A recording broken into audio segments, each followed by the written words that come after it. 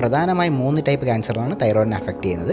Papillary carcinoma thyroid, medullary carcinoma thyroid, anaplastic thyroid. ക്യാൻസറിൽ ഏറ്റവും കൂടുതൽ കണ്ടുവരുന്നത് പാപ്പിലറി കാർസിനോമ തൈറോയിഡാണ്. ഇന്ത്യയിൽ എടുക്കുകയാണെങ്കിൽ ഏറ്റവും കൂടുതലുള്ളത് കൊല്ലം ഡിസ്ട്രിക്റ്റിലാണ്. തൈറോയിഡ് ക്യാൻസർ ആയാലും ഏറ്റവും കൂടുതൽ വരുന്നത് കൊല്ലം ഡിസ്ട്രിക്റ്റിലാണ്. നമസ്കാരം, ഇൻഫിടെക് സ്റ്റുഡിയോസിലേക്ക് സ്വാഗതം. ഇന്ന് വളരെ സ്പെഷ്യലായിട്ടുള്ളൊരു ഗസ്റ്റാണ് നമ്മളോടൊപ്പം ജോയിൻ ചെയ്യുന്നത്. പോപ്പുലർ ലാറിംഗോളജിസ്റ്റും എക്സ്പേർട്ട് ENT സർജനുമായ doctor Sabarinath HS. Amrita medical കോളേജിൽ നിന്നും MBBS പൂർത്തിയാക്കി തമിഴ്നാട് ശ്രീ മൂകാംബിക ഇൻസ്റ്റിറ്റ്യൂട്ടിൽ നിന്നും MS ഇൻ ENT നേടിയ വ്യക്തിയാണ് ഇദ്ദേഹം. ഇന്ത്യൻ ഫോണോ സർജൻസ് അസോസിയേഷൻ്റെ ഫെലോഷിപ്പും കേരള ഇൻസ്റ്റിറ്റ്യൂട്ട് ഓഫ് മെഡിക്കൽ സയൻസിൽ നിന്നുള്ള ലാറിംഗോളജി ഫെലോഷിപ്പും ഇദ്ദേഹം നേടിയിട്ടുണ്ട്. സോ ശബ്ദ സംബന്ധമായ ഒരുപാട് പ്രശ്നങ്ങളെക്കുറിച്ചും അതിൻ്റെ സൊല്യൂഷൻസും ഒക്കെ ഇന്ന് നമുക്ക് ഡയറക്റ്റായിട്ട് ഡോക്ടറോട് തന്നെ ചോദിക്കാം. Sir, welcome to our podcast. ആദ്യം തന്നെ thank you so much for being here. It's an absolute honour. എനിക്കറിയാം സാർ ഒരുപാട് ഹോസ്പിറ്റൽസിൽ വർക്ക് ചെയ്യുന്നുണ്ട്. അപ്പോൾ ഞങ്ങൾക്കും അറിയാൻ ആഗ്രഹമുണ്ട് ഏതൊക്കെ ഹോസ്പിറ്റൽസിലാണ് വർക്ക് ചെയ്യുന്നത്. ഞാൻ ശ്രീ മൂകാംബിക മെഡിക്കൽ കോളേജിലെ പ്രൊഫസറാണ് ENT ഡിപ്പാർട്ട്മെൻറ്റിൽ. അതുകൂടാതെ ഞാൻ സദേൺ റെയിൽവേയുടെ ഹോണററി കൺസൾട്ടൻ്റാണ്. ഡോക്ടർ ജയകുമാർ ലാറിംഗോളജി ഗ്രൂപ്പിലെ ഡയറക്ടറാണ്, ട്രസ്റ്റിയാണ്. ഞാനവിടെ കൺസൾട്ടൻ്റാണ്. അതാണ് ഡോക്ടർ ജയകുമാർ ലാറിംഗോളജി ഗ്രൂപ്പാണ്. ട്രിവാൻഡ്രത്തുള്ള PRS hospital, Ananthapuri, SP Medifort, SK hospital, ഇവിടെയെല്ലാം ലാറിംഗോളജി സർവീസ് പ്രൊവൈഡ് ചെയ്യുന്നത്. ആൻഡ് എന്താണ് ഈ തൈറോയിഡ് എന്ന് പറയുന്നത്? ഒരുപാട് പേരും തൈറോയിഡ് എന്ന് പറയുന്നല്ലാതെ ഒത്തിരി പേർക്കും അതിനെക്കുറിച്ച് വലിയ ഗ്രാഹ്യമൊന്നുമില്ല. അപ്പം ആക്ച്വലി എന്താണ് തൈറോയിഡ് എന്നുള്ളത്? തൈറോയിഡ് എന്ന് പറഞ്ഞാൽ നമ്മുടെ കഴുത്തിൻ്റെ ഫ്രണ്ടിലുള്ള ഒരു ഗ്ലാൻഡാണ്. അത് എല്ലാവർക്കും ഉള്ളതാണ്. അതൊരു ബട്ടർഫ്ലൈ ഷേപ്ഡ് ഗ്ലാൻഡാണ്. ആ ഗ്ലാൻഡാണ് thyroid hormone T3 T4 hormone produce ചെയ്യുന്നത്. അത് നമ്മുടെ ശരീരത്തിൻ്റെ എല്ലാ ഫങ്ഷൻസിനും ആവശ്യമാണ്. നമ്മുടെ മെൻ്റൽ ഹെൽത്തിനും ബാക്കി മെറ്റബോളിസത്തിനും എല്ലാത്തിനും ആ ഹോർമോൺ അത്യന്താപേക്ഷിതമാണ്. ഡിഫറെൻറ്റ് ടൈപ്സ് ഓഫ് തൈറോയിഡ് ഉണ്ട്, അതൊന്ന് എക്സ്പ്ലെയിൻ ചെയ്യാമോ? തൈറോയിഡ് അസുഖങ്ങളെക്കുറിച്ചാണ് പറയുന്നതെങ്കിൽ തൈറോയിഡ് ഹൈപ്പോതൈറോയിഡിസം നമ്മൾ അതിന് ബ്രോഡ്ലി 3 ക്ലാസിഫൈ ചെയ്യാം. ഹോർമോണൽ ലെവലിലുണ്ടാകുന്ന വ്യത്യാസങ്ങൾ, അതായത് ഹൈപ്പോതൈറോയിഡിസം അല്ലെങ്കിൽ ഹൈപ്പർ തൈറോയിഡിസം. ഹൈപ്പോതൈറോയിഡിസം എന്ന് പറഞ്ഞാൽ നമ്മുടെ ശരീരത്തിൽ തൈറോയിഡ് ഹോർമോൺ ആവശ്യത്തിന് ഉണ്ടാവുന്നില്ല. ഹൈപ്പർ തൈറോയിഡിസം എന്ന് പറഞ്ഞാൽ ആവശ്യത്തിൽ കൂടുതലുണ്ടാവുന്നു, അത് ഹോർമോൺ ലെവൽ. ഇനി അത് തൈറോയിഡ് ഗ്ലാൻഡിൻ്റെ വലിപ്പം കൂടുതലുണ്ടാകുന്നു, അതിന് ഗോയിറ്റർ എന്ന് പറഞ്ഞു കഴിഞ്ഞാൽ മൊത്തത്തോടെ തൈറോയിഡ് വലുതാകുന്നു. അതിന് പിന്നെ വലുതാവുന്നത് ഒരു മുഴയാണെങ്കിൽ അതിന് നോഡുലാർ ഗോയിറ്റർ എന്ന് പറയുന്നു. ഒന്നിൽ കൂടുതൽ മുഴയുണ്ടെങ്കിൽ അതിന് മൾട്ടി നോഡുലാർ ഗോയിറ്റർ എന്ന് പറയുന്നു. അപ്പോൾ സൈസ് കൂടുക അല്ലെങ്കിൽ മുഴ ഉണ്ടാവുക, അത് അടുത്ത ക്ലാസിഫിക്കേഷൻ. അതിൽ 3 വരുന്നു: goitre, nodular goitre, multi nodular goitre. ഇനി മൂന്നാമതൊരു കണ്ടീഷൻ എന്ന് പറഞ്ഞാൽ ക്യാൻസറസ് ഗ്രോത്ത് ആവാം. തൈറോയിഡിൽ ക്യാൻസറസ് ഗ്രോത്ത് വരാം. അതും പ്രധാനമായും 3 ടൈപ്പ് ക്യാൻസറാണ് തൈറോയിഡിനെ അഫക്റ്റ് ചെയ്യുന്നത്: papillary carcinoma thyroid, medullary carcinoma thyroid, anaplastic thyroid. ഇതിൽ ഏറ്റവും കൂടുതൽ കണ്ടുവരുന്നത്, ക്യാൻസറിൽ ഏറ്റവും കൂടുതൽ കണ്ടുവരുന്നത് പാപ്പിലറി കാർസിനോമ തൈറോയിഡാണ്. ഹോർമോൺ ലെവൽ ഡിഫറൻസിൽ ഏറ്റവും കൂടുതലായിട്ട് കണ്ടുവരുന്നത് ഹൈപ്പോതൈറോയിഡിസമാണ്. മൾട്ടിനോഡൽ ഗോയിറ്ററും കൂടുതലായിട്ട് കാണുന്നുണ്ട്. അപ്പോൾ നമുക്ക് എങ്ങനെ അറിയാൻ പറ്റുന്നത്, ഇതിൻ്റെ ഒരു ഇനീഷ്യൽ സിംറ്റം എങ്ങനെയാണ്, വെതർ എനിക്ക് ഈ ഒരു അസുഖം ഉണ്ടോ ഇല്ല എന്നുള്ളത്? ഇപ്പോൾ സപ്പോസ് നമ്മളിപ്പോൾ ഹൈപ്പോതൈറോയിഡിസത്തിൻ്റെ കേസ് എടുക്കുകയാണെങ്കിൽ, ഹൈപ്പോതൈറോയിഡ് എന്ന് പറഞ്ഞാൽ നമ്മുടെ ശരീരം ആവശ്യത്തിൽ കുറച്ച് ഹോർമോൺ ഉണ്ടാക്കുന്ന കണ്ടീഷൻ. ആ കണ്ടീഷനിൽ ഇപ്പോൾ രോഗിക്ക് അമിതമായി വണ്ണം വയ്ക്കുക, മുടി കൊഴിയുക, ഇല്ലെങ്കിൽ ക്ഷീണം കൂടുതലായിട്ട് അനുഭവപ്പെടുക, ഇങ്ങനെയുള്ള കാര്യങ്ങളായിരിക്കും ആദ്യമായി ഉണ്ടാകുന്നത്. ഇപ്പോൾ ഇതേ പേഷ്യൻ്റ് തന്നെ അല്ലെങ്കിൽ വേറൊരു പേഷ്യൻ്റ് ഹൈപ്പർ തൈറോയിഡിസം, അതായത് ഹോർമോൺ കൂടുതലായിട്ട് ഉണ്ടാക്കുന്ന കണ്ടീഷനാണ് എങ്കിൽ അവർക്ക് നെഞ്ചിടിപ്പ് ഉണ്ടാവുക, ഭക്ഷണം കൂടുതൽ കഴിച്ചാലും മെലിഞ്ഞിരിക്കുക, ഉറക്കക്കുറവുണ്ടാവുക, ആൻസൈറ്റി ഉണ്ടാവുക, ഇങ്ങനെയുള്ള കാര്യങ്ങളായിരിക്കും കൂടുതലായിട്ടുണ്ടാകുന്നത്. ഇത് രണ്ടും ഹോർമോൺ ലെവലുമായിട്ട് ബന്ധപ്പെട്ടിരിക്കുന്നത്. പിന്നെ ചില ആൾക്കാരിൽ നമുക്ക് കഴുത്തിന് മുന്നിൽ തന്നെ ഒരു മുഴ കാണാൻ പറ്റുന്നതായിരിക്കും. അപ്പോൾ കൂടുതലും അത് മറ്റുള്ള ഫ്രണ്ട്സോ ആരെങ്കിലും ആയിരിക്കും നോട്ടീസ് ചെയ്ത് പറയുന്നത് കഴുത്തിൽ മുഴയുണ്ട്, അത് ചെക്ക് ചെയ്യുക. അങ്ങനെയാണ് യൂഷ്വലി അത് കണ്ടുപിടിക്കുന്നത്. ഇപ്പോൾ ആദ്യം പറഞ്ഞല്ലോ മുടി കൊഴിച്ചിൽ അങ്ങനെയുള്ള, അപ്പം ഇങ്ങനെയൊക്കെയുള്ള സിംറ്റംസ് വരുമ്പം അപ്പോഴേ പോയി തൈറോയ്ഡ് ചെക്ക് ചെയ്യുന്നതാണോ ബെറ്റർ? സാധാരണ ഉള്ളതിനേക്കാൾ കൂടുതൽ മുടി കൊഴിയുന്നുവെങ്കിൽ നമ്മളിപ്പോൾ ഡോക്ടറെ അടുത്ത് പോയാലും അല്ലെങ്കിൽ ഡെർമറ്റോളജിസ്റ്റിൻ്റെ അടുത്ത് പോയാലും അവരാദ്യം ചെയ്യുന്നത് തൈറോയ്ഡ് ഹോർമോൺ ലെവൽസ് നോർമലാണോ എന്ന് നോക്കുന്നത് തന്നെയാണ്. ഓക്കെ, ഇതെങ്ങനെയാണ് നമ്മുടെ ബോഡിയെയും മെൻ്റൽ ഹെൽത്തിനെയൊക്കെ എഫക്റ്റ് ചെയ്യുന്നത്? ഞാൻ നേരത്തെ പറഞ്ഞില്ലേ, തൈറോയ്ഡ് ഹോർമോൺ നമ്മുടെ ശരീരത്തിൻ്റെ പല ഫംഗ്ഷനും ആവശ്യമാണ്. അതുപോലെ തന്നെ നമ്മൾ മെൻ്റൽ ഹെൽത്തിൻ്റെ കാര്യത്തിലും പല കാര്യങ്ങൾക്കും തൈറോയ്ഡ് ഹോർമോൺ അത്യന്താപേക്ഷമാണ്. അപ്പോൾ തൈറോയ്ഡ് ഹോർമോൺ കുറയുമ്പോൾ അതിനനുസരിച്ചുള്ള ബുദ്ധിമുട്ടുകൾ ഉണ്ടാവാം. ഇപ്പോൾ ഞാൻ ആദ്യം പറഞ്ഞു, തൈറോയ്ഡ് ഹോർമോൺ കുറയുകയാണെങ്കിൽ ക്ഷീണം കൂടുതലായിട്ട് വരിക, ഒരു മന്ദത അനുഭവപ്പെടുക, തൈറോയ്ഡ് ഹോർമോൺ കൂടുമ്പോൾ ആൻസൈറ്റി ഉണ്ടാവുക, പെട്ടെന്ന് ദേഷ്യം വരിക, ഇങ്ങനെയുള്ള കാര്യങ്ങളെല്ലാം ഇതെല്ലാം നമ്മുടെ മെൻ്റൽ ഹെൽത്തിനെ ബാധിക്കുന്ന കാര്യങ്ങളാണ്. ഇത് പേഴ്സണൽ ലൈഫിൽ എഫക്റ്റ് ചെയ്യാറുണ്ടോ? ആൾക്കാരുടെ ജോലിയോ ഫാമിലി അങ്ങനെയൊക്കെ ഒരു രീതിയിലുള്ള ജോലിക്കാണെങ്കിൽ ഹൈപ്പോതൈറോയിഡിസം ഉള്ള ഒരാളാണെങ്കിൽ പുള്ളിക്ക് സ്പീഡിൽ കാര്യങ്ങൾ ചെയ്യാൻ പറ്റില്ല. അപ്പോൾ സ്ലോ ആയിരിക്കും. കാര്യങ്ങൾ ചെയ്യുന്നതിന് കൂടുതൽ സമയമെടുക്കാം. അത് അവരുടെ പ്രൊഫഷണൽ പെർഫോമൻസിനെ അഫക്റ്റ് ചെയ്യാം. അതുപോലെ തന്നെ ഹൈപ്പർ തൈറോയിഡിസം ഉള്ള ഒരാളിന് അവർക്കൊരു എപ്പോഴും ഒരു ആൻസൈറ്റി കാണും, അല്ലെങ്കിൽ നെഞ്ചിടിപ്പ് കാണും, അവർക്ക് അതിൻ്റേതായ ബുദ്ധിമുട്ടുകളും കാണും. അപ്പോൾ അതും അവരുടെ പ്രൊഫഷണലും പേഴ്സണൽ ലൈഫിനെ അഫക്റ്റ് ചെയ്യാം. ഇപ്പം നമ്മളെപ്പോഴും യൂസ് ചെയ്യുന്നൊരു വേർഡാണ് മൂഡ് സ്വിങ്സ് എന്ന് പറയുന്നത്. അതും ഇപ്പം അങ്ങനെ ഒരു അസുഖം ഡിറ്റക്റ്റ് ചെയ്യുകയാണെങ്കിൽ ഈ മൂഡ് സ്വിങ്സ് ഒക്കെ അങ്ങനെ ഉണ്ടാവുമോ? മൂഡ് സ്വിങ്സ് ഉണ്ടാവാനുള്ള സാധ്യത വളരെ കൂടുതലാണ്. അതായത് നമ്മുടെ സെറോട്ടോണിൻ, ഡോപ്പമിൻ ഇങ്ങനെയുള്ള ഹോർമോൺസാണ് നമ്മുടെ മൂഡിനെ മെയിൻറ്റെയിൻ ചെയ്യുന്നത്. അപ്പോൾ നമ്മുടെ തൈറോയ്ഡ് ഹോർമോണിൻ്റെ അളവ് നമ്മുടെ ശരീരത്തിൽ കുറഞ്ഞു കഴിഞ്ഞാൽ അത് ഈ ഹോർമോണിൻ്റെ ഫങ്ഷനെയും അഫക്റ്റ് ചെയ്യും. അതിനെ അഫക്റ്റ് ചെയ്യുന്ന ഒരു കണ്ടീഷൻ വരുമ്പോൾ അത് മൂഡ് സ്വിങ്സും ബാക്കി കാര്യങ്ങളെല്ലാം ഉണ്ടാകും. ഇങ്ങനെയുള്ള കേസസ് ഡീൽ ചെയ്തിട്ടുണ്ട്? കേസസ് വരാറുണ്ട്. ഫെർട്ടിലിറ്റി ആയിട്ട് എങ്ങനെയാണ് തൈറോയ്ഡ് റിലേറ്റഡ് ആയിട്ടുള്ളത്? ഇപ്പോൾ നമ്മളിപ്പോൾ ഫെർട്ടിലിറ്റിയുടെ കാര്യം നോക്കുകയാണെങ്കിൽ, ഇപ്പോൾ ഫീമെയിൽ ഫെർട്ടിലിറ്റിയുടെ കാര്യമാണെങ്കിൽ ഹൈപ്പോതൈറോയിഡിസം ഉള്ള ഒരു ഫീമെയിലിന് അവരുടെ ഓവുലേഷൻ സൈക്കിൾസ് നോർമലായിരിക്കില്ല, അവരുടെ പീരീഡ്സ് റെഗുലർ ആയിരിക്കില്ല. പീരീഡ്സ് വന്നു കഴിഞ്ഞാലും ചില സമയങ്ങളിൽ ഓവുലേഷൻ നടക്കണമെന്നില്ല. അപ്പോൾ അനോവുലേറ്ററി സൈക്കിൾ എന്ന് പറയും അതിന്. അങ്ങനെയുള്ള കണ്ടീഷൻസ് വരുമ്പോൾ ഇൻഫെർട്ടിലിറ്റിയും ബാക്കി കാര്യങ്ങളും ഉണ്ടാകാനുള്ള സാധ്യത കൂടുതലാണ്. അപ്പം അതിൻ്റെ ഒരു സിംറ്റം ആണോ ഈ ഒരു ഇറഗുലർ പീരീഡ്സ് എന്ന് പറയുന്നത്? ഇറഗുലർ പീരീഡ്സ് ഉണ്ടെങ്കിൽ തൈറോയ്ഡ് ഹോർമോൺ ടെസ്റ്റ് ചെയ്യേണ്ടതാണ്. ഓക്കെ. ഇനി ബേബി പ്ലാനിങ് ഒക്കെ ചെയ്യുന്ന ആൾക്കാർ ഈ തൈറോയ്ഡ് ഓൾറെഡി ചെക്ക് ചെയ്യണം എന്നുള്ളതുണ്ടോ? നോർമലി അതിൻ്റെ ആവശ്യമില്ല. പക്ഷേ എന്തെങ്കിലും സിംറ്റംസ് ഉണ്ടെങ്കിലോ അല്ലെങ്കിൽ ഇൻഫെർട്ടിലിറ്റി പോലെയുള്ള സിംറ്റംസ്, അതായത് കുറച്ച് കാലമായിട്ടും കുട്ടികൾ കിട്ടുന്നില്ല, അങ്ങനെയുള്ള അവസ്ഥയാണെങ്കിൽ ചെയ്യുന്നത് നല്ലതായിരിക്കും. ഇനി ഇങ്ങനൊരു എക്സ്ട്രീം കേസിൽ കൺസീവ്ഡ് ആവുകയാണെങ്കിൽ അത് അബോട്ടായി പോവോ, അല്ലെങ്കിൽ ആ കുട്ടിക്ക് അത് ഏതെങ്കിലും രീതിയിൽ അതിനെ എഫക്റ്റ് ചെയ്യാനോ? അതിൽ വരുന്നതെന്ന് പറഞ്ഞാൽ ഇപ്പോൾ നോർമൽ ഒരാളിന് ആവശ്യമുള്ളതിനേക്കാൾ കൂടുതൽ തൈറോയ്ഡ് ഹോർമോൺ ഒരു പ്രഗ്നൻറ്റ് ലേഡിക്ക് ആവശ്യമുണ്ട്. അപ്പോൾ കുട്ടിക്ക് ആവശ്യമുള്ള തൈറോയ്ഡ് ഹോർമോൺ അമ്മയിൽ നിന്നാണ് കിട്ടുന്നത്. അപ്പോൾ ഏകദേശം 2 ഇരട്ടിയിൽ കൂടുതൽ തൈറോയ്ഡ് ഹോർമോൺ പേഷ്യൻറ്റിന് ആവശ്യമായിട്ട് വരും.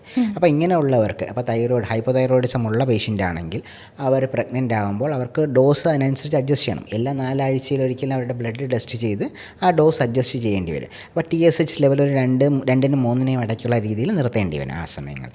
അപ്പോൾ അതുപോലെ തന്നെ ഈ കുട്ടികളിൽ അപ്പോൾ ഹോർമോൺ ലെവൽ നോർമൽ ആയിട്ടില്ലെങ്കിൽ ഗർഭസ്ഥ ശിശുവിൽ അവരുടെ ബ്രെയിൻ ഡെവലപ്മെൻറ്റും ബാക്കി കാര്യങ്ങളെ അത് അഫക്റ്റ് ചെയ്യാൻ സാധ്യതയുണ്ട്.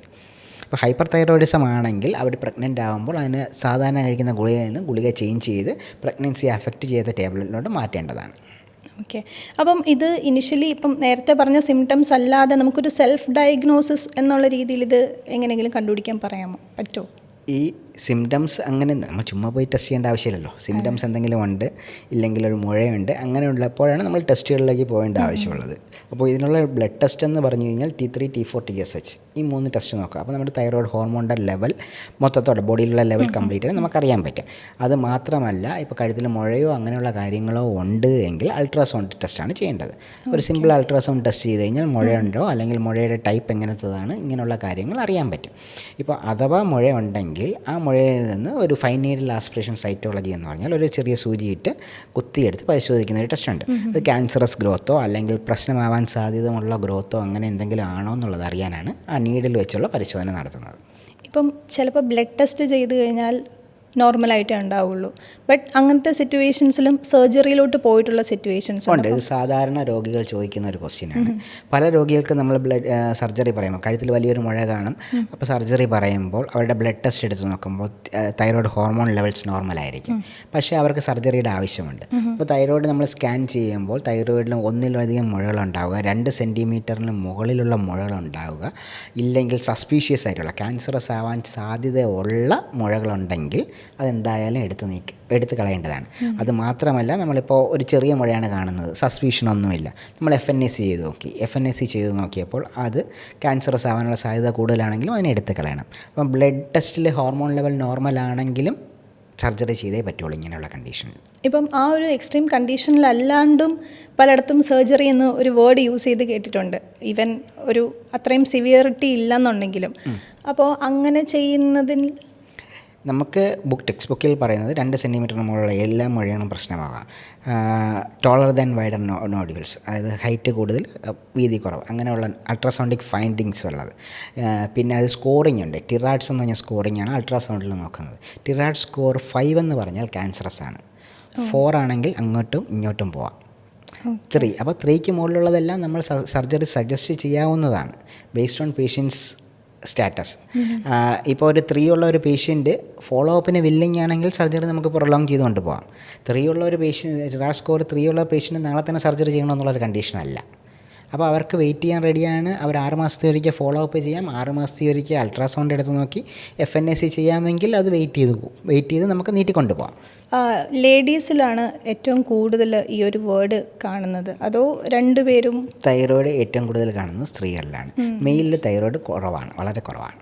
എന്താ അതിൻ്റെ ഒരു? സ്ത്രീകളുടെ ഹോർമോൺസും ഫീമെയിൽ ഹോർമോൺസ്, ഈസ്ട്രജൻ, പ്രൊജസ്ട്രോൺ, ഇതെല്ലാം അതിൻ്റെ ഒരു കാരണമാവാം.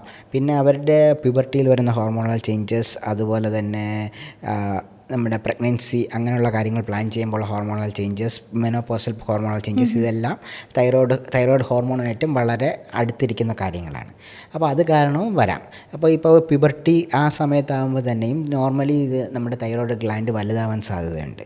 അപ്പോൾ വലുതായിട്ട് തിരിച്ചത് ചെറുതാകുമ്പോൾ അത് യൂണിഫോംലി അല്ല ചെറുതാകുന്നതെങ്കിൽ അതൊരു മുഴയായിട്ട് മാറാനുള്ള സാധ്യതയുണ്ട്. ഇതൊക്കെ കൊണ്ടാണ് ഫീമെയിൽസിൽ ഇത് കൂടുതലായിട്ട് വരുന്നതിന് കാരണമാവാം. ഇപ്പം ഈ പറഞ്ഞ പോലെ അതിനൊരു ഗ്രോത്ത് ഉണ്ടാവാൻ ചാൻസ് ഉണ്ടല്ലേ, എന്ന് വെച്ച് കഴിഞ്ഞാൽ അതിൻ്റെ ഇത് കൂടാനായിട്ടുള്ളൊരു? നോർമലി നമുക്ക് ഈ ഹോർമോണൽ ചേഞ്ചസ് വരുമ്പോൾ ഫീമെയിൽസിൽ തൈറോയിഡിൻ്റെ സൈസ് കുറച്ച് കൂടിയിട്ട് അത് പിന്നീട് തന്നെ തിരിച്ച് നോർമലി ഷ്രിങ്കായി വരും.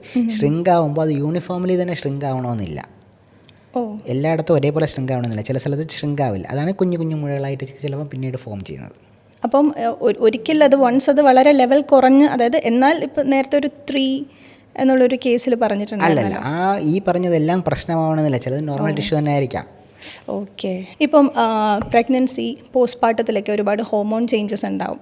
അത് കാരണം കുറച്ചധികം ചേഞ്ചസ് നമ്മുടെ ബോഡിയിലും ഉണ്ടാവും. അപ്പോൾ ഇതിനെ തൈറോയിഡുമായിട്ട് ഏതെങ്കിലും രീതിയിൽ അല്ലെങ്കിൽ അങ്ങനെ ഒരു മിസ് ഡയഗ്നോസ് ചെയ്യാറുണ്ടോ? പ്രഗ്നൻസി, മെനോപോസ് ഈ സമയത്തെല്ലാം ആൻസൈറ്റി ഉണ്ടാവാം, ഫെറ്റീഗബിലിറ്റി, ക്ഷീണം വരാം, പിന്നെ മൂഡ് സ്വിങ്സ് വരാം. ഇതെല്ലാം ഇതിൻ്റെ ഭാഗമാണ്. അപ്പോൾ തൈറോയിഡിനും ഇതെല്ലാ സിംറ്റംസും ഉണ്ട്. അപ്പോൾ അത് തമ്മിലും നമുക്ക് ചിലപ്പോൾ ഒരു മിസ്ഡയഗ്നോസിസ് അല്ല, നമുക്ക് ചിലപ്പോൾ ഒരു അതാണോ എന്ന് തോന്നാം. ലൈഫ് സ്റ്റൈലും തൈറോയിഡുമായിട്ട് എന്തെങ്കിലും റിലേഷൻ? ലൈഫ് സ്റ്റൈലും തൈറോയിഡുമായിട്ട് വലിയ റിലേഷൻസ് ഇല്ല. നമ്മളിപ്പോൾ പറയുന്നത് ഫുഡ് ഐറ്റംസിൻ്റെ കാര്യത്തിൽ മാത്രമേ ഇത് പറയുന്നുള്ളൂ. അപ്പോൾ ഇപ്പോൾ ഹൈപ്പോതൈറോയിഡിസം ഉള്ള ഒരു പേഷ്യൻ്റ് ആണെങ്കിൽ കാബേജ്, സോയാബീൻ, ബ്രൊക്കോളി ഇതൊക്കെ തൈറോടോക്സിക് ഡ്രഗ്സ് ആണ്, തൈറോടോക്സിക് ഫുഡാണ്. അത് കഴിച്ചു കഴിഞ്ഞാൽ തൈറോയിഡിൻ്റെ ഹോർമോൺ പ്രൊഡക്ഷനെ കുറയ്ക്കും. അപ്പോൾ ഹൈപ്പോതൈറോയിഡിസം ഉള്ള ഒരാൾ അത് കഴിക്കരുതെന്ന് പറയും. അപ്പോൾ അതുപോലെ തന്നെ ടാബ്ലറ്റ്സ് കഴിച്ചുകൊണ്ടിരിക്കുന്ന ആളിന് നമ്മുടെ സോയാബീൻ കഴിച്ചു കഴിഞ്ഞാൽ അതിൻ്റെ അബ്സോർഷനെ അത് അഫക്റ്റ് ചെയ്യാൻ സാധ്യതയുണ്ട്. അതുകൊണ്ട് അത് കഴിക്കാതിരിക്കുക. ഓക്കെ. അതേപോലെ ഈ ന്യൂ ബോൺ കുട്ടികൾക്കും കുറച്ചധികം കാണാറുണ്ടല്ലോ. അപ്പം അത് ഇനി സ്കാനിങ് അതിൻ്റെയൊക്കെ എന്തെങ്കിലും പ്രശ്നം? അതായത് ഇപ്പോഴത്തെ നമ്മുടെ മെഡിക്കൽ ടെക്നോളജിയും ബാക്കി കാര്യങ്ങളും അഡ്വാൻസ് ആയിക്കൊണ്ടിരിക്കുകയാണ്. ഇപ്പോൾ ഓൾമോസ്റ്റ് എല്ലാ സ്ഥലങ്ങളിലും ന്യൂ ബോൺസിന് തൈറോയ്ഡ് സ്ക്രീൻ ചെയ്യുന്നുണ്ടായിരുന്നു. മുമ്പ് അങ്ങനത്തെ ഒരു കാര്യം ഇല്ലായിരുന്നു. അപ്പോൾ സ്ക്രീനിങ് കൂടി. അപ്പോൾ എന്തെങ്കിലും പ്രശ്നമുണ്ടെങ്കിൽ നമ്മൾ നേരത്തെ തന്നെ അറിയുന്നു. പ്രശ്നമുണ്ടെങ്കിൽ അതിനനുസരിച്ച് ട്രീറ്റ്മെൻറ്റും ബാക്കി കാര്യങ്ങളും എടുക്കുന്നു. അത് ഒന്നാമത്തെ കാര്യം. പിന്നെ ഓട്ടോ ഇമ്യൂൺ തൈറോയിഡൈറ്റിസ്, അതായത് നമ്മുടെ ശരീരം തന്നെ തൈറോയിഡിന് എതിരെയുള്ള ആൻറ്റിബോഡീസ് പ്രൊഡ്യൂസ് ചെയ്യുന്ന ഒരു കണ്ടീഷനുണ്ട്. അതിൻ്റെ ഇൻസിഡൻസ് ഇപ്പോൾ കൂടി വരികയാണ് സ്ത്രീകളിൽ.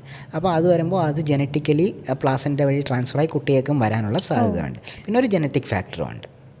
അതാവാൻ കാരണം ഇതിൽ ഏറ്റവും കൂടുതലായിട്ടുള്ളത് നമ്മൾ കൂടുതലായിട്ട് ഇപ്പോൾ ഹെൽത്ത് കെയർ കൂടുതലായിട്ട് അഡ്വാൻസ് ആവുന്നതുകൊണ്ട് നമ്മൾ കൂടുതൽ ഇൻവെസ്റ്റിഗേറ്റ് ചെയ്യുന്നു, കൂടുതൽ സ്ക്രീൻ ചെയ്യുന്നു, പെട്ടെന്ന് കണ്ടുപിടിക്കുന്നു. ഏറ്റവും കൂടുതൽ സൗത്ത് ഇന്ത്യയിലാണ് ഈ തൈറോയിഡ് ഏറ്റവും കൂടുതലെന്ന് കേട്ടിട്ടുണ്ട്. അതിൽ എത്രത്തോളം? തൈറോയിഡ് ഡിസോർഡേഴ്സ് ഇപ്പോൾ ഇന്ത്യയിൽ എടുക്കുകയാണെങ്കിൽ ഏറ്റവും കൂടുതലുള്ളത് കൊല്ലം ഡിസ്ട്രിക്റ്റിലാണ്. തൈറോയിഡ് ക്യാൻസർ ആയാലും ഏറ്റവും കൂടുതൽ വരുന്നത് കൊല്ലം ഡിസ്ട്രിക്റ്റിലാണ്. കൊല്ലം മുതൽ തുടങ്ങുന്ന ആ കോസ്റ്റൽ ബെൽറ്റിലാണ് ഏറ്റവും കൂടുതൽ തൈറോയിഡ് പ്രോബ്ലംസ് കാണുന്നത്. അതിന് വേറൊരു കാരണം എന്തെന്ന് പറഞ്ഞാൽ south India compared to other parts of India കുറേ കൂടെ ഡെവലപ്ഡ് ആണ്. അപ്പോൾ ഇവിടുത്തെ ഹെൽത്ത് കെയർ ഫെസിലിറ്റീസ് കുറേ കൂടെ നല്ലതാണ്, പേഷ്യൻസിന് കൂടുതൽ അപ്രോച്ചബിളാണ്, അഫോർഡബിളാണ്. അപ്പോൾ കൂടുതൽ ഇൻവെസ്റ്റിഗേഷൻസും സ്ക്രീനിങ്ങും സൗത്ത് ഇന്ത്യയിൽ നടക്കുന്നുണ്ട്. ഇപ്പോൾ ഒരു സർജറിയിലേക്കൊക്കെ പോയി കഴിഞ്ഞാൽ സർജറി ചെയ്ത് കഴിഞ്ഞാലും അതിന് കുറച്ച് ആഫ്റ്റർ എഫക്ട്സ് ഉണ്ടാവില്ലേ? ഇപ്പോൾ തൈറോയിഡിൻ്റെ കേസ് എടുക്കുകയാണെങ്കിൽ ഒന്ന് ക്യാൻസർ ആവാം, ഇല്ലെങ്കിൽ നോർമൽ നമ്മളൊരു ഗോയിറ്റർ ആവാം. നമുക്കത് രണ്ടായിട്ട് നോക്കാം. ആദ്യം നമ്മളൊരു മൾട്ടിനോഡുലാർ ഗോയിറ്റർ, അതായത് ഒന്നിൽ കൂടുതൽ മുഴകളുള്ള ഒരു തൈറോയിഡ് ഗ്ലാൻഡ്, അതിനെ നമുക്ക് എടുത്ത് കളയേണ്ട ആവശ്യമുണ്ട്. അപ്പോൾ എടുത്ത് കളയുന്നത് നമ്മളിവിടെ ഒരു മുറിവുണ്ടാക്കിയിട്ട് തൈറോയിഡ് അതിലൂടെയാണ് എടുക്കുന്നത്. അപ്പോൾ ആ മുറിവുണ്ടാക്കുന്നു, തൈറോയിഡ് എടുക്കുന്നു. അപ്പോൾ തൈറോയിഡ് എടുക്കുമ്പോൾ തൈറോയിഡിൻ്റെ തൊട്ടടുത്തൂടെ തന്നെയാണ് നമ്മുടെ ശബ്ദത്തിനെ നിയന്ത്രിക്കുന്ന ഞരമ്പുകൾ പോകുന്നത്. റിക്കറൻറ്റ് ലാരിഞ്ചൽ നെർവ് എന്ന് പറയും. ആ നെർവാണ് നമ്മുടെ ശബ്ദത്തിനെ നിയന്ത്രിക്കുന്നത്. അപ്പോൾ ഈ തൈറോയിഡിൻ്റെ മുഴ വലുതാവുകയോ ഇല്ലെങ്കിൽ തൈറോയിഡൈറ്റിസ് ഉണ്ടാവുകയോ ഇല്ലെങ്കിൽ ഇത് ഞരമ്പിലോട്ട് ബാധിക്കുകയൊക്കെ ചെയ്തു കഴിഞ്ഞാൽ ഈ ഞരമ്പിന് ഇഞ്ചുറി വരാനോ സർജറി ചെയ്യുന്ന സമയത്ത് വലിച്ചിൽ വരാനോ ഒക്കെ സാധ്യതയുണ്ട്. അങ്ങനെ വരികയാണെങ്കിൽ ശബ്ദമാറ്റം ഉണ്ടാവാം. ഇത് ഒരു സൈഡിലുള്ളതിനാണ് മാത്രമേ പ്രശ്നമുള്ളൂ എങ്കിൽ ശബ്ദമാറ്റമാണ് ഉണ്ടാകുന്നത്. രണ്ട് സൈഡിലുള്ള ഞരമ്പിനും ബാധിച്ചു കഴിഞ്ഞാൽ ശ്വാസം മുട്ടലുണ്ടാവാൻ സാധ്യതയുണ്ട്. അപ്പോൾ നമ്മൾ തൈറോയിഡ് സർജറി ചെയ്യുന്ന എല്ലാ പേഷ്യൻ്റെ അടുത്തും ഈ കാര്യങ്ങൾ പറയുന്നുണ്ട്.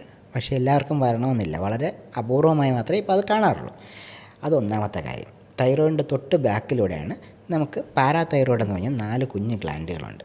ആ ഗ്ലാൻഡാണ് നമ്മുടെ ശരീരത്തേക്ക് ആവശ്യമുള്ള കാൽസ്യം ഉണ്ടാക്കുന്നത്. തൈറോയിഡിനും ഈ പാരാതൈറോയിഡിനും ഒരേ രക്തഓട്ടമാണ്. തൈറോയിഡ് സർജറി ചെയ്യുമ്പോൾ ചില സമയങ്ങളിൽ പാരാതൈറോയിഡിലോട്ടുള്ള രക്തഓട്ടം കുറയാം, ഇല്ലെങ്കിൽ പാരാതൈറോയിഡ് ഇഞ്ചുറി വരാം. അങ്ങനെ ഉണ്ടാവുകയാണെങ്കിൽ കാൽസ്യത്തിൻ്റെ ഗുളികയും കൂടി നമ്മൾ കഴിക്കേണ്ടി വരും. കാൽസ്യം പ്രൊഡക്ഷൻ കുറയും. പിന്നെ തൈറോയിഡ് ഗ്ലാൻഡ് മൊത്തത്തോടെ നമ്മൾ എടുത്ത് കളഞ്ഞു. അപ്പോൾ സർജറി ചെയ്യുമ്പോൾ ഒന്നുകിൽ പകുതി എടുത്ത് കളയാം, അല്ലെങ്കിൽ മൊത്തം എടുത്ത് കളയാം. അപ്പോൾ ഒന്നിൽ കൂടുതൽ മുഴകളുണ്ട്, രണ്ട് സൈഡ് അഫക്റ്റ് ചെയ്തിട്ടുണ്ടെങ്കിൽ നമ്മൾ മൊത്തത്തോടെ എടുത്ത് കളയേണ്ടി വരും. മൊത്തമായി എടുത്ത് കളയുമ്പോൾ പിന്നെ നമ്മുടെ ശരീരത്തിൽ തൈറോയിഡ് ഗ്ലാൻഡ് ഇല്ല. അപ്പോൾ തൈറോയിഡ് ഗ്ലാൻഡ് ഇല്ലാത്തപ്പോൾ തൈറോയിഡ് ഉണ്ടാക്കുന്ന ഹോർമോൺ കാണില്ല. അപ്പോൾ ആ ഹോർമോൺ നമ്മൾ ഗുളിക രൂപത്തിൽ ജീവിതകാലം മൊത്തം കഴിക്കേണ്ടി വരും. ഓക്കെ. അപ്പോൾ ശബ്ദത്തിൻ്റെ കാര്യം പറഞ്ഞപ്പോഴാണ് ഫോണോ സർജറി എന്നൊരു വേർഡ് കേട്ടിട്ടുണ്ട്. ഫോണോ സർജറി എന്ന് പറഞ്ഞാൽ ശബ്ദത്തിനെ നേരെയാക്കാൻ വേണ്ടി ചെയ്യുന്ന സർജറിയാണ്. അപ്പോൾ യൂഷ്വലി അത് വരുന്നത് ഇപ്പോൾ പറഞ്ഞില്ലേ, തൈറോയിഡ് സർജറി കഴിഞ്ഞ് ശബ്ദത്തിന് മാറ്റം വരാം, ഇല്ലെങ്കിൽ ശബ്ദം പോവാം, കാറ്റ് ഇങ്ങനെ സൗണ്ട് വരുള്ളൂ, ഇങ്ങനെ വരാം. അങ്ങനെയുള്ള കണ്ടീഷനെല്ലാം വരുമ്പോൾ അതിനെ സർജറിയിലൂടെ നമുക്ക് നേരെയാക്കാൻ പറ്റും. മെജോറിറ്റി ഓഫ് ദ കേസസ് അത് വോയിസ് തെറാപ്പി മാത്രം മതിയാവും. അല്ലാതെ വോയിസ് തെറാപ്പിയിലൂടെ മാറാത്തവർക്കാണെങ്കിൽ സർജറി ചെയ്യേണ്ടി വരും. അതെല്ലാം ഫോണോ സർജറിയിലാണ് അവർക്കുള്ള സർജറി. പിന്നെ ഈ സിംഗേഴ്സിന് വോയിസ് ചേഞ്ച് വരുമ്പോൾ അവർക്കുള്ള സർജറി വരാം, ടീച്ചേഴ്സിന് വരാം. പിന്നെ ട്രാൻസ്ജെൻഡേഴ്സ് അവർക്ക് വോയിസ് ചേഞ്ച് ചെയ്യാൻ male to female or female to male surgery, അതെല്ലാം ഫോണോ സർജറിയിൽ വരുന്നതാണ്. ഇപ്പോൾ ആർക്കും, അതായത് ഇപ്പോൾ എനിക്കിപ്പോൾ എൻ്റെ സൗണ്ട് ഇത് വേണ്ട, എനിക്ക് കുറച്ചും കൂടി ഒരു പിച്ച് കൂടുതൽ വേണമെന്നുണ്ടെങ്കിൽ എനിക്ക് ആ ഒരു പിച്ച് കൂട്ടാൻ പറ്റുന്നതാണ്. Just like string physics. നമ്മളിപ്പോൾ ഗിത്താറോ വയലിനോ എന്തെടുത്ത് കഴിഞ്ഞാലും ചെറിയ സ്ട്രിങ്ങിനാണ് പിച്ച് കൂടുതലുള്ളത്. സെയിം വേ ഇൻ ഹ്യൂമൻസിൽ എടുക്കുകയാണെങ്കിൽ ഫീമെയിൽസിൻ്റെ വോക്കൽ കോഡാണ് തിൻ. അത് പോയിട്ട് ആ സ്ട്രിങ് നമ്മൾ ടൈറ്റാക്കി കഴിഞ്ഞാൽ എന്ത് പറ്റും? പിച്ച് കൂടും. സെയിം വേ അകത്ത് വോക്കൽ കോഡിൽ നമുക്ക് ടൈറ്റ് ചെയ്യാൻ പറ്റും സർജറിയിലൂടെ. അങ്ങനെയൊക്കെ, അതായത് പ്രത്യേകിച്ച് ഇങ്ങനെ ഒരു സ്പെസിഫിക് റീസൺ ഇല്ലാണ്ട് അങ്ങനെയൊക്കെ ആൾക്കാരെ പേഷ്യൻസ് അപ്രോച്ച് ചെയ്യാറുണ്ടോ? അല്ല, ആവശ്യം ഡിമാൻഡും നമ്മളൊരു പേഷ്യൻ്റെ ഡിമാൻഡും നോക്കുന്നു. അത് ചെയ്യുമ്പോൾ അഡ്വാൻറ്റേജും ഡിസഡ്വാൻറ്റേജും നോക്കി വെയിറ്റ് ചെയ്ത് നോക്കിയിട്ടാണ് ചെയ്യുന്നത്. ഓക്കെ. അപ്പം ഇങ്ങനെ സൗണ്ട് പോകുന്ന ആൾക്കാർക്ക് എന്തായാലും ഇത് ചെയ്തേ പറ്റുള്ളൂ, സൗണ്ട് ചെറിയ രീതിയിൽ ഒരു ഡിഫറൻസ് വരാനായിട്ട് ചാൻസ് ഉണ്ടെന്നുള്ള ആൾക്കാർക്ക് അതൊരു ഭയങ്കര ഒരു സ്ട്രെസ് ആയിരിക്കുമല്ലോ മെൻ്റലി. അപ്പോൾ അവരോട് അത് ഒരു ഡീൽ ചെയ്യാൻ ഇച്ചിരി ബുദ്ധിമുട്ടായിരിക്കുമല്ലോ. അപ്പോൾ സാർ എങ്ങനെയാണത്? അതായത് ഇപ്പോൾ നമുക്ക് തൈറോയിഡ് സർജറി ചെയ്തേ പറ്റുള്ളൂ. അപ്പോൾ ടീച്ചേഴ്സ് വരാം, സിംഗേഴ്സ് വരാം, അവരാണ് ഇതിൽ ഈ പറഞ്ഞ കാറ്റഗറിയിൽ കൂടുതലായിട്ട് വരുന്നത്. അപ്പോൾ അവർക്ക് അവരുടെ വോയിസ്, ഇപ്പോൾ സിംഗറാണെങ്കിൽ അവരുടെ വോയിസ് ഒരു സിഗ്നേച്ചർ വോയിസ് ആയിരിക്കും. അതവർക്ക് ഒട്ടും മാറുന്നത് അവർക്ക് ഒട്ടും പറ്റുന്ന ഒരു കാര്യമല്ല. അപ്പോൾ അവരെയൊക്കെ കൺവിൻസ് ചെയ്യുന്ന കാര്യം കുറച്ചിത്തിരി പാടാണ്. അപ്പോൾ ടീച്ചേഴ്സിനായാലും സെയിം വേ അവർക്ക് വോയിസ് പോയിട്ട് അവരുടെ പ്രൊഫഷനാണ്. അതുപോലെ ആങ്കേഴ്സ് അവരെല്ലാവരും ഇതേ കാറ്റഗറിയിൽ വരുന്നതാണ്, വോയിസ് പ്രൊഫഷണൽസിൽ വരുന്നതാണ്. അപ്പോൾ ഞങ്ങളുടെ സ്പെഷ്യാലിറ്റി വോയിസാണ്. ഞങ്ങളിതിനെ തൈറോയിഡ് ചെയ്യുന്നത്. അത് അവർക്ക് കുറച്ചുകൂടെ ഒരു കോൺഫിഡൻസ് ലെവൽ ബൂസ്റ്റ് ചെയ്യാൻ പറ്റുന്നതാണ്. ഇൻ കേസ് എന്തെങ്കിലും പ്രശ്നം വന്നു കഴിഞ്ഞാൽ അത് കറക്റ്റ് ചെയ്യാനും പറ്റുന്നതാണ്. ഈ ഒരു കോൺഫിഡൻസിൻ്റെ കാര്യം പറഞ്ഞപ്പോഴാണ് ഈ ഒരു സിറ്റുവേഷൻ കഴിഞ്ഞ്, അതായത് ഇതുപോലൊരു സൗണ്ടൊക്കെ പോയി, ഇത് ഇപ്പം ആക്ടേഴ്സ് ആയിക്കോട്ടെ, സിംഗേഴ്സ് ആയിക്കോട്ടെ, ആ ഒരു സിറ്റുവേഷനിൽ ഡൗൺ ആയിട്ട് വന്നിട്ട് എന്നിട്ടും അങ്ങനെ തന്നെ നല്ല രീതിയിൽ ഒരു കോൺഫിഡൻ്റ് ആയിട്ട് വന്ന ഒരുപാട് കേസസ് ഉണ്ടല്ലോ. അതിൽ ഏതെങ്കിലും ഒരു കേസ് സാറിനും ഭയങ്കര ഇൻസ്പയർഡ് ആയിട്ട് തോന്നി, അങ്ങനെ ഒരു കേസ് ഒന്ന് എക്സ്പ്ലെയിൻ ചെയ്യാനായിട്ടുണ്ടാവോ? അങ്ങനെ ചോദിച്ചു കഴിഞ്ഞാൽ ഇപ്പോൾ പാട്ട് പാടുന്ന പലരിലും ചിലപ്പോൾ തൈറോയ്ഡ് സർജറി കഴിഞ്ഞിട്ട് ഹൈ പിച്ചിലോട്ട് പോകാൻ ബുദ്ധിമുട്ടുണ്ടാകുന്ന കണ്ടീഷൻസ് വരാറുണ്ട്. അപ്പോൾ ഈ റിക്കറൻറ്റ് ലാരിഞ്ചൽ നെർവ് ഞാൻ നേരത്തെ പറഞ്ഞത് ശബ്ദത്തിനെ അഫക്റ്റ് ചെയ്യുന്നത്, അതുപോലെ തന്നെയാണ് എക്സ്റ്റേണൽ ലാരിഞ്ചൽ നെർവ് എന്ന് പറഞ്ഞാൽ ഒരു കുഞ്ഞു നെർവുണ്ട്. അത് സാധാരണ ഒരാളിൽ ആ നെർവിൽ ഇഞ്ചറി വന്നു കഴിഞ്ഞാലോ ഒന്നും അവർ അഫക്റ്റ് ആവുന്നില്ല, അവരുടെ വോയിസ് മാറ്റമോ ബാക്കി കാര്യങ്ങളോ ഒന്നും വരുന്നില്ല. പക്ഷേ ഒരു സിംഗറിനെ സംബന്ധിച്ചിടത്തോളം ആ നെർവിന് ഇഞ്ചറി വന്നു കഴിഞ്ഞാൽ അവർക്ക് ഹൈ പിച്ചിലോട്ട് പോകാൻ ബുദ്ധിമുട്ടായിരിക്കും. അത് മാത്രമല്ല, നമ്മൾ സർജറി കഴിഞ്ഞ് കഴിഞ്ഞാൽ അത് ഹീലിംഗ് പ്രോസസ്സിൻ്റെ ഇടയ്ക്ക് കഴുത്ത് അനക്കാതിരിക്കുക, അപ്പോൾ കഴുത്ത് സ്റ്റിഫാവുക, ഇങ്ങനെയുള്ള കാര്യങ്ങളും ഉണ്ടാവാം. അപ്പോൾ അങ്ങനെ ഉള്ളവർക്കും ഇതേപോലെ തന്നെ ഹൈ പിച്ചിലോട്ട് പോകാൻ പറ്റാതിരിക്കുക, അങ്ങനത്തെ കണ്ടീഷനൊക്കെ വരാം. അവർക്ക് വോയിസ് തെറാപ്പിയിലൂടെയും ബാക്കിയിലൂടെയും നമുക്ക് വോയിസ് തിരിച്ച് പഴയതുപോലെ കൊണ്ടുവരാൻ പറ്റുന്നതാണ്. സ്ട്രെസ് ഒരു റീസണാണോ ഈ ഒരു സൗണ്ട് മാറുന്നതിൻ്റെയോ സൗണ്ട് പോകുന്നതിൻ്റെയോ? ഈ ഒരു ട്രോമാറ്റിക് എഫോണിയ എന്ന് പറഞ്ഞൊരു കണ്ടീഷനുണ്ട്. അതായത് ഒരു പെട്ടെന്നൊരു ഷോക്കിംഗ് ആയിട്ടുള്ള ഒരു കാര്യം കാണുകയോ കേൾക്കുകയോ ഒക്കെ ചെയ്ത് കഴിയുമ്പോൾ ശബ്ദം വരാതിരിക്കുക. സ്ത്രീകളിലാണ് അത് കൂടുതലായിട്ട് കാണുന്നത്. അതായത് ഒരു ഷോക്കിൻ്റെ ഭാഗമായിട്ട് പിന്നീട് ശബ്ദം കുറച്ച് സമയത്തേക്ക് വരാതിരിക്കുന്ന ഒരു കണ്ടീഷനാണ്. അവർക്കൊരു റീഅഷുറൻസും അല്ലെങ്കിൽ ഒരു സൈക്കോളജിക്കലി ഉള്ളൊരു ട്രീറ്റ്മെൻറ്റാണ് വേണ്ടത് കൂടുതലായിട്ട്. ഉടനെ തന്നെ അത് അപ്പോൾ തന്നെ ഇപ്പോൾ പലരും വരുന്നുണ്ട്, നമ്മളൊരു സ്കോപ്പ് ചെയ്ത് നോക്കി കുഴപ്പമൊന്നും ഇല്ലെന്ന് പറയുമ്പോൾ തന്നെ അവർ സംസാരിക്കുന്നുണ്ട്. അതൊരു റീഅഷുറൻസ് മതിയാവും മിക്ക കാര്യം ഒരു 95% ആൾക്കാരിൽ. ഇപ്പോൾ ഈ സർജറി കഴിഞ്ഞ് സൗണ്ട് കുറഞ്ഞിട്ട് അത് പിന്നെ ബാക്ക് ടു ട്രാക്കിലോട്ട് എപ്പോഴെങ്കിലും തിരിച്ച് വരുമോ? സൗണ്ടിനൊരു മാറ്റം ഉണ്ടായിട്ട്? ഇപ്പം ഞാൻ പറഞ്ഞില്ലേ, ഇപ്പോൾ തൈറോയ്ഡ് സർജറി കഴിഞ്ഞു, ഒരു സൈഡിലെ വോക്കൽ കോഡിന് കുഴപ്പം വന്നു. അങ്ങനെ വരുമ്പോൾ നമ്മുടെ ശബ്ദം ഇങ്ങനെ ആയിരിക്കും, അപ്പോൾ കാറ്റ് കൂടുതലായിട്ടാണ് പറയാൻ പറ്റുന്നത്. ഇങ്ങനെ ഈ രീതിയിലായിരിക്കും പേഷ്യൻ്റ് സംസാരിക്കാൻ പറ്റുന്നത്. അപ്പോൾ നോർമലി ഒരു നോർമൽ കോഴ്സ് ഓഫ് ടൈമിൽ ഒരു 6 months ആണ് ഈ നെർവിന് റീജനറേറ്റ് ചെയ്യാനും ആ ഡാമേജ് റിക്കവർ ചെയ്യാനും എടുക്കുന്ന സമയം. മാക്സിമം 6 months വരെ നമ്മൾ നോക്കാറുണ്ട്. കുട്ടികളിലാണെങ്കിൽ അത് 8 to 12 months വരെയും പോകും. അപ്പോൾ ഈ സമയത്തിനുള്ളിൽ ഈ നെർവ് ഒന്നുകിൽ തിരിച്ച് നോർമലായി വരാം, ഒന്നാമത്തെ കാര്യം. അതായത് വലിക്കുകയോ അല്ലെങ്കിൽ നമ്മൾ സർജറി ചെയ്യുന്നതിനിടയ്ക്ക് തെർമൽ ഇഞ്ചുറി വരികയോ അങ്ങനെ എന്തെങ്കിലും ഉണ്ടെങ്കിൽ അങ്ങനെ വന്നു കഴിഞ്ഞാൽ ശബ്ദം നോർമലാവും, ആ വോക്കൽ കോഡ് അനങ്ങി തുടങ്ങും. അതൊന്നാമത്തെ കാര്യം. രണ്ടാമത്തെ കാര്യം, നമ്മൾ ഈ 6 months ഈ സമയം പറഞ്ഞല്ലോ, ഈ 6 monthsൻ്റെ ഇടയ്ക്ക് വെച്ച് നമ്മുടെ ഇപ്പോൾ വലത്തെ വോക്കൽ കോഡാണ് അനങ്ങാത്തത്, ഇടത്തെ വോക്കൽ കോഡ് നല്ലപോലെ അനങ്ങുന്നുണ്ട്. അപ്പോൾ ഇടത്തെ വോക്കൽ കോഡ് കോമ്പൻസേറ്റ് ചെയ്യാം. ഇടത്തെ വോക്കൽ കോഡ് കുറച്ചുകൂടെ വലത്തോട്ട് വന്നിട്ട് അത് കോമ്പൻസേറ്റ് ചെയ്ത് ആ ഗ്യാപ്പ് മാറ്റിയിട്ട് നമ്മുടെ ശബ്ദം പഴയതുപോലെ ആവാം. അത് രണ്ടാമത്തെ കാര്യം. ഇത് രണ്ടും നടക്കുന്നില്ല എങ്കിൽ നമുക്ക് സർജറിയിലോട്ട് പോവേണ്ടി വരും. അപ്പോൾ ഇത് രണ്ടും വരുമ്പോൾ ഞാൻ നേരത്തെ പറഞ്ഞ ഈ കോമ്പൻസേഷൻ എന്ന് പറഞ്ഞ കാര്യമുണ്ടല്ലോ, അത് നല്ല കോമ്പൻസേഷൻ ആവാം, ചീത്ത കോമ്പൻസേഷൻ ആവാം. പക്ഷേ ശബ്ദം നേരെയാവും ഏതായാലും. പക്ഷേ ചീത്ത കോമ്പൻസേഷനാണ് വരുന്നതെങ്കിൽ ഇൻ ലോങ് ടൈം അത് നല്ലതല്ല. കുറച്ച് കാലം കഴിയുമ്പോൾ ചിലപ്പോൾ വോയിസ് സ്ട്രെയിനും ബാക്കി കാര്യങ്ങളെല്ലാം ഉണ്ടാവാൻ സാധ്യതയുണ്ട്. അപ്പോൾ അങ്ങനെയുള്ളൊരു കോമ്പൻസേഷൻ വരാതിരിക്കാനായിട്ട് ഇവർക്ക് ആദ്യമേ തന്നെ നമ്മൾ കുറച്ച് ബ്രീത്തിങ് എക്സസൈസസും കുറച്ച് വോയിസ് തെറാപ്പിയൊക്കെ കൊടുക്കും. അപ്പോൾ അത് വെച്ചിട്ട് അത് നല്ല കോമ്പൻസേഷനിലോട്ട് പോവും 90%. ഇനി അടുത്ത കാര്യം, ചില ആൾക്കാരുണ്ട്, ഞാൻ നേരത്തെ പറഞ്ഞ category, teachers, anchors, politicians, lawyers, അവരെല്ലാം വോയിസ് കൊണ്ട് ജീവിക്കുന്നവരാണ്. അവർക്കിപ്പോൾ ഒരു ദിവസം പോലും അവരുടെ ശബ്ദം പോകുന്നത് അക്സെപ്റ്റബിൾ അല്ല.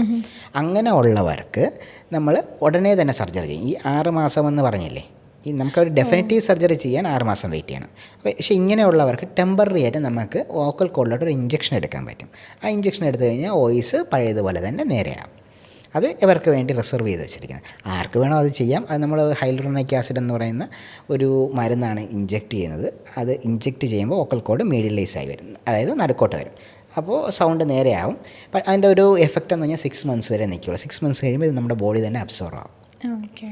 അത് അങ്ങനെ ചെയ്യാൻ പറ്റുന്നുണ്ട്. അത് കഴിഞ്ഞ് 6 months കഴിഞ്ഞ് വീണ്ടും ഇവർക്ക് ഈ പ്രശ്നമുണ്ട്, ശബ്ദം വരുന്നില്ല, കാറ്റ് പോലെയാണ് ശബ്ദം കൂടുതൽ വരുന്നതെങ്കിൽ ഡെഫിനറ്റീവ് പ്രൊസീജിയറിലോട്ട് പോകേണ്ടത്, അടുത്ത സർജറിയിലോട്ട് പോയാണ്. ഇത് ഒരു വോക്കൽ കോഡിന് അനക്കം കുറവാണെങ്കിൽ. ഇനിയുള്ള കണ്ടീഷൻ എന്ന് പറഞ്ഞാൽ 2 വോക്കൽ കോഡിനും അനക്കക്കുറവാണ് എങ്കിൽ അവർക്ക് ഈ ശ്വാസം മുട്ടൽ ഉണ്ടാകാനുള്ള സാധ്യതയാണ് കൂടുതലായിട്ടുള്ളത്. ഇല്ലെങ്കിൽ ശബ്ദം ഒട്ടും കാണില്ല. അപ്പോൾ ഇവർക്ക് ചെയ്യാൻ പറ്റുന്നത്, ഇപ്പോൾ ശ്വാസം മുട്ടൽ ഉണ്ടാവുകയാണെങ്കിൽ മുമ്പുണ്ടായിരുന്ന ട്രീറ്റ്മെൻറ്റ്, ശ്വാസം മുട്ടൽ ഉണ്ടാവാൻ കാരണം 2 വോക്കൽ കോഡ് ഇങ്ങനെ ആയിരിക്കുന്നത്, ഈ ഷേപ്പിലായിരിക്കുന്നത്. നമ്മൾ സംസാരിക്കാൻ വേണ്ടി ഇത് അടുത്ത് വരണം, ശ്വാസം എടുക്കാൻ വേണ്ടി വികസിച്ച് വരണം. അപ്പോൾ അതിങ്ങനെ ഫിക്സായി കഴിഞ്ഞാൽ, അടുത്ത് ഫിക്സായി കഴിഞ്ഞാൽ ശ്വാസം മുട്ടൽ വരും, ശ്വാസം പോകാൻ സ്ഥലമില്ല. അപ്പോൾ പണ്ട് ചെയ്തുകൊണ്ടിരുന്നത് ട്രക്യോസ്റ്റമി, അത് കഴുത്തിലൂടെ ഒരു ഹോൾ ഇട്ടിട്ട് ട്യൂബ് ഇട്ടിട്ടുള്ള പ്രൊസീജിയറാണ് മുമ്പ് ചെയ്തുകൊണ്ടിരുന്നത്. ഇപ്പോൾ എൻഡോസ്കോപ്പിക്കലി തന്നെ നമ്മൾ ഒരു വോക്കൽ കോഡിനെ ഒരു സൈഡിലോട്ട് മാറ്റി വെച്ചിട്ട് ആ സർജറി അവോയ്ഡ് ചെയ്യുന്നുണ്ട്. ട്രക്യോസ്റ്റമി ഇല്ലാതെ തന്നെ നമുക്കത് മാനേജ് ചെയ്യാൻ പറ്റുന്നതാണ്. ശരിക്കും അതൊരു ഭയങ്കര വിഷമമുള്ളൊരു സിറ്റുവേഷൻ ആണല്ലേ, എന്നും ആ ഒരു സിംഗേഴ്സിൻ്റെ ഒക്കെ കാര്യം ആലോചിക്കുമ്പോഴേ. അങ്ങനത്തെ കേസസ് ഒക്കെ സാർ ഡീൽ ചെയ്തിട്ടുണ്ടോ? ഉണ്ട്. ഉണ്ട്.